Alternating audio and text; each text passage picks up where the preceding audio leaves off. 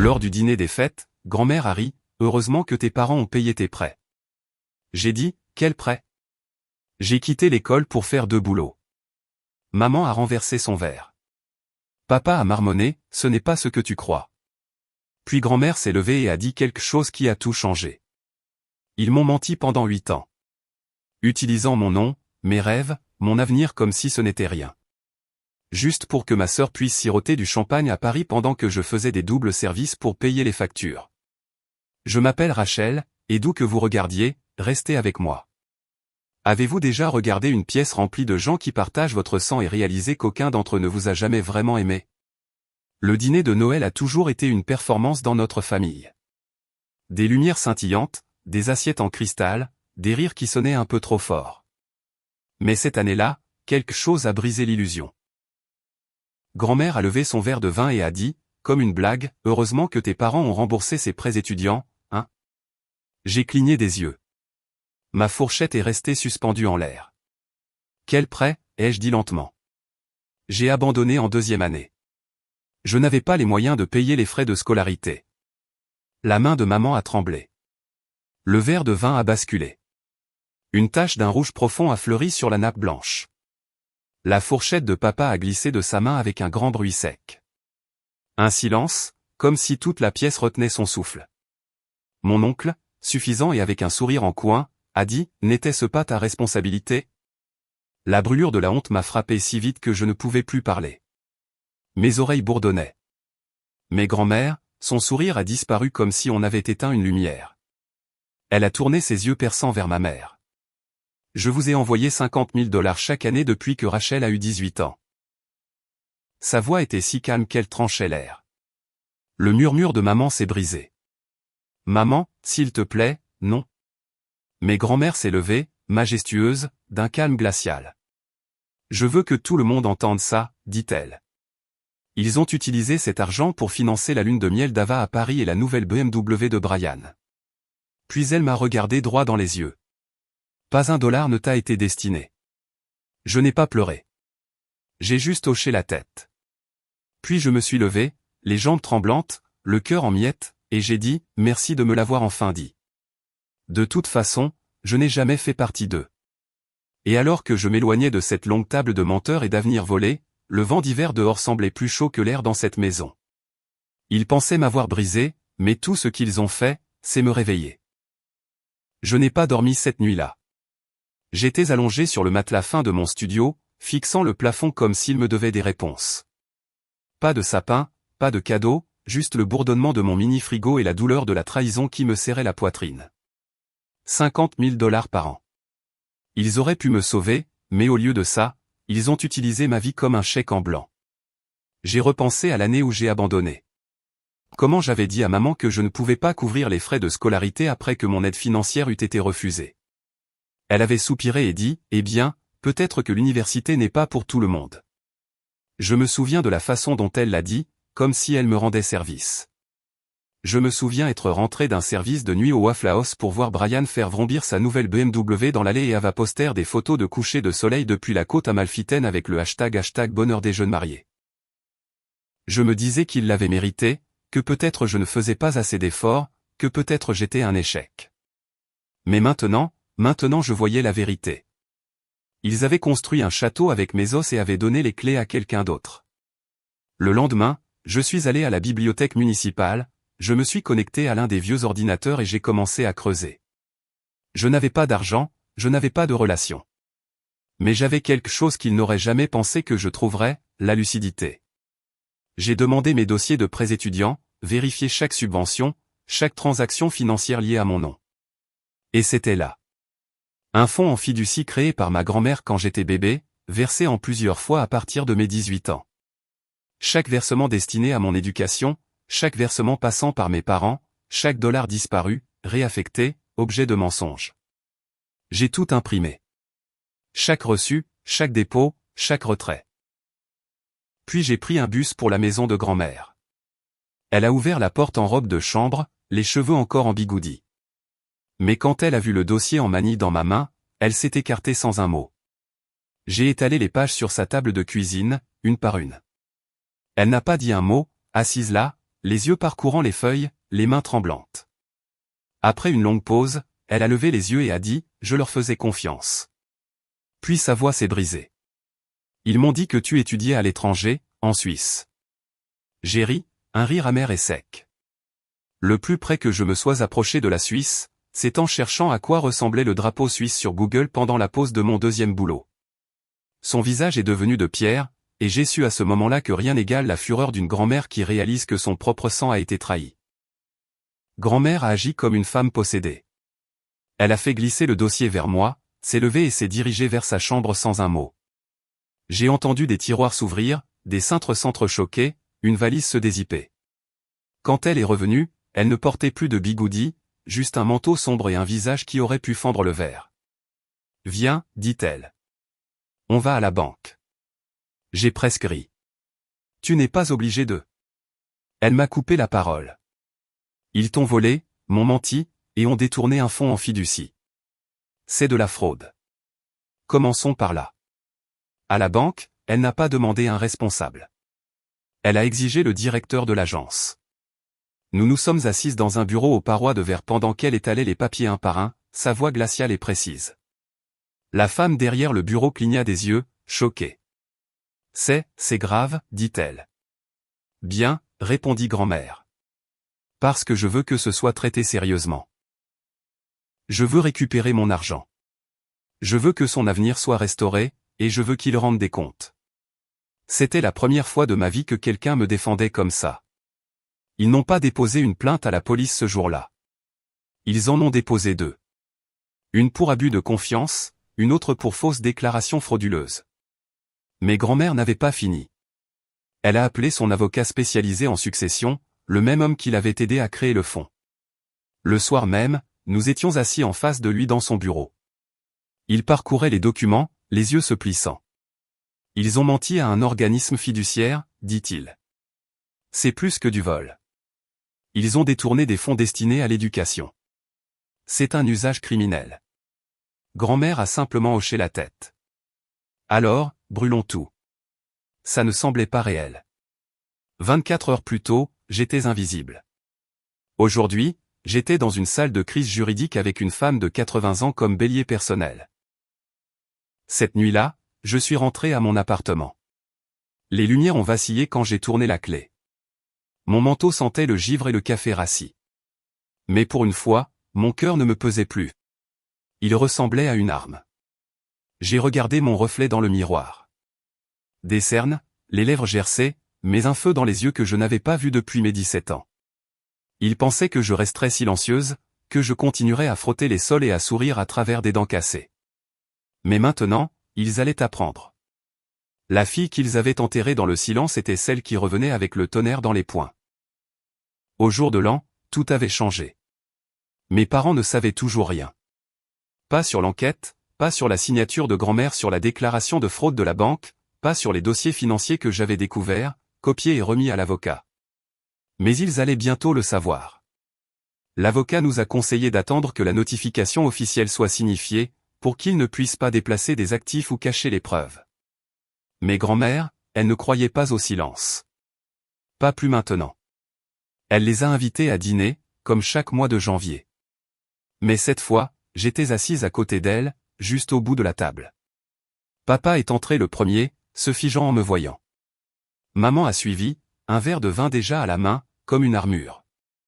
Ava, fraîchement bronzée de sa retraite hivernale à Paris, m'a envoyé un faux baiser. Et Brian m'a fait un sourire narquois, comme s'il avait encore 13 ans et que j'étais toujours la sœur stupide qui ne comptait pas. Nous nous sommes tous assis. La table était pleine de poulet rôti, de purée de pommes de terre, de haricots verts, et d'une tension si épaisse qu'elle aurait pu figer la sauce. Grand-mère a levé son verre. À la famille, dit-elle sèchement, puis ajouta, et aux conséquences. Papa a gloussé. C'est sombre. Grand-mère n'a pas souri. Elle a attrapé une épaisse enveloppe sous la table et l'a leur attendue. Maman l'a ouverte la première. J'ai vu son visage pâlir, puis rougir, puis devenir complètement vide. Ça, c'est... balbutia-t-elle. C'est privé. Non, dit grand-mère. C'est mon argent. C'était son avenir. Et c'était votre crime. Ava s'est penchée pour regarder. Qu'est-ce que c'est? J'ai répondu calmement, c'est chaque dollar que grand-mère leur a donné pour mon éducation, qu'ils ont utilisé pour ton mariage, la voiture de Brian, leurs vacances. Brian a ri nerveusement. Ok, mais, c'est le même pot, on est une famille. C'était ça. Cette seule phrase stupide. Grand-mère s'est levée. Vous l'avez volé. Vous m'avez menti. Vous avez menti à tout le monde. Je vous ai confié son avenir.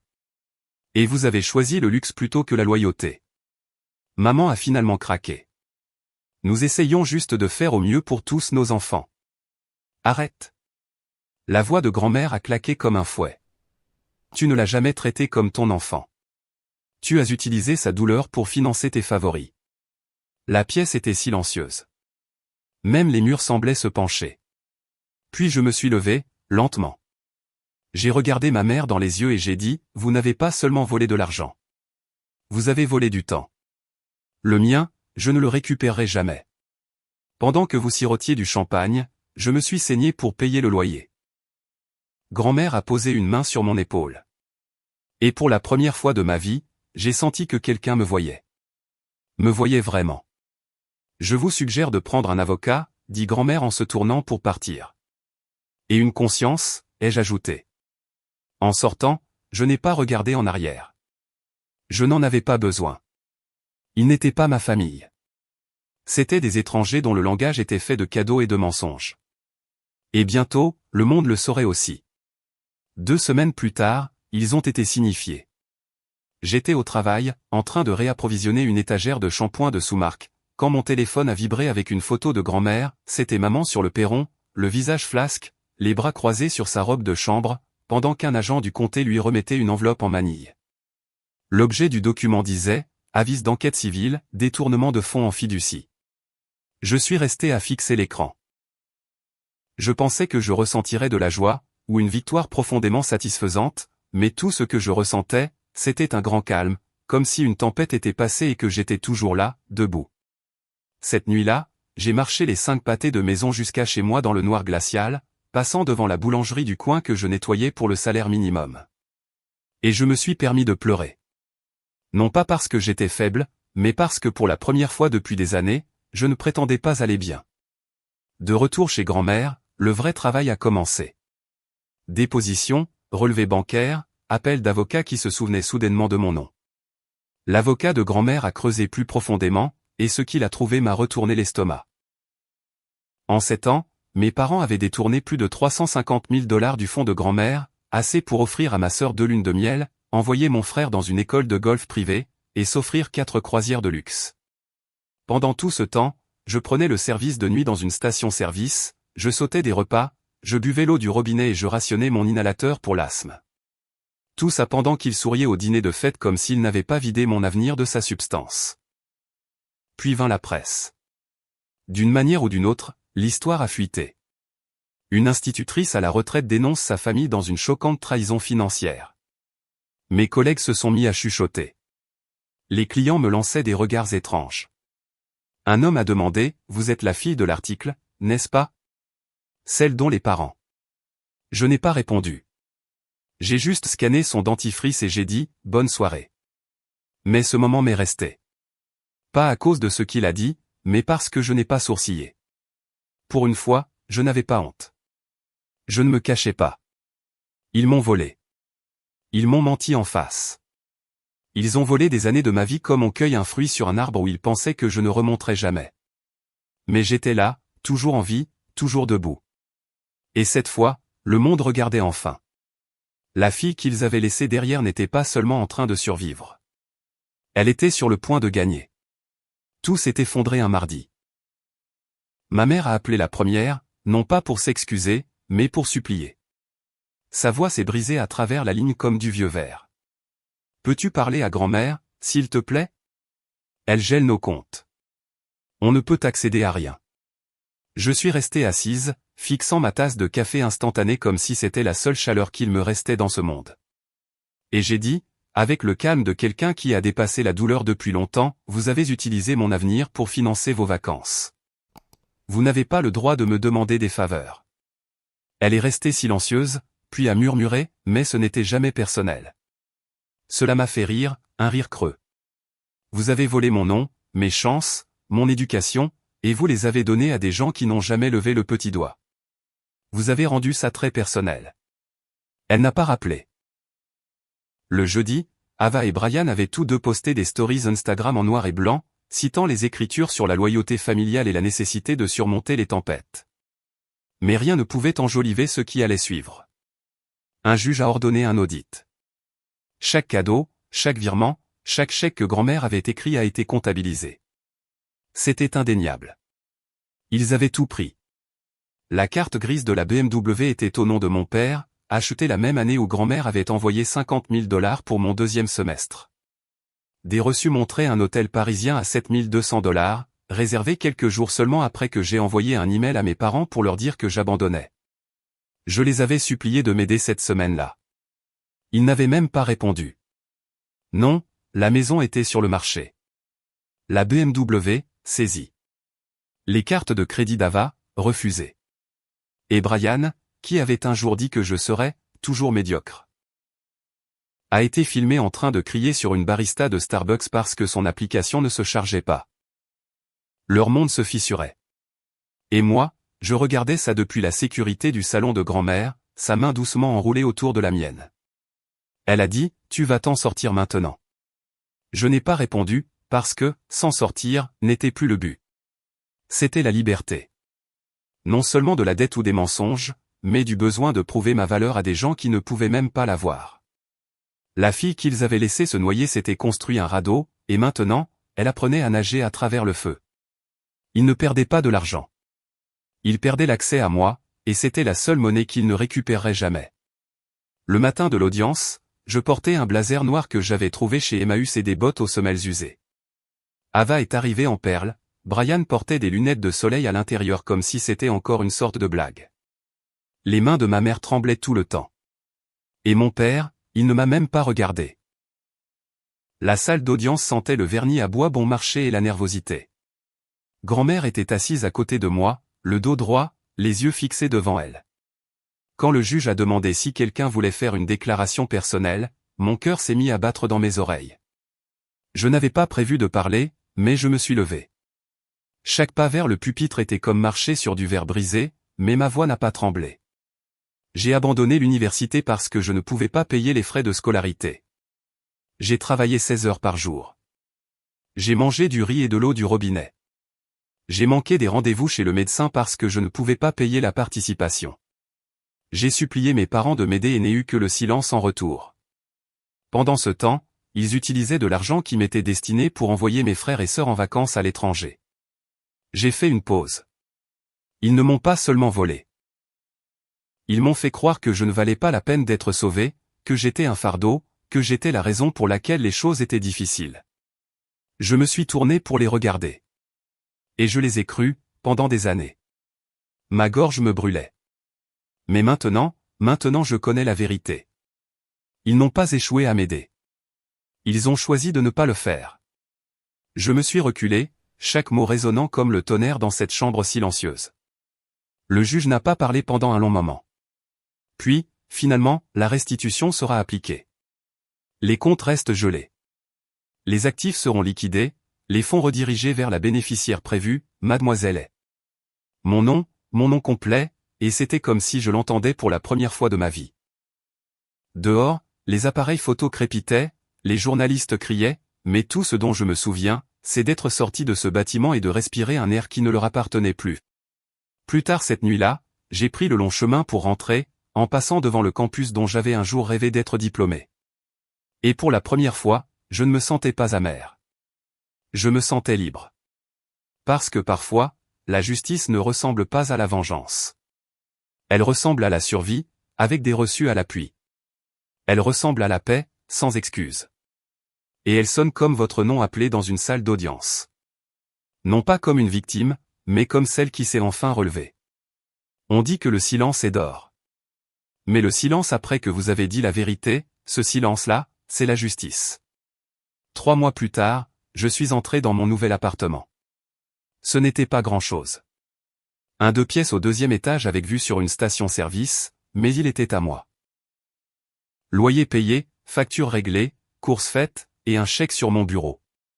La restitution avait été versée, 187 000 $. Je n'y ai pas touché. Pas encore.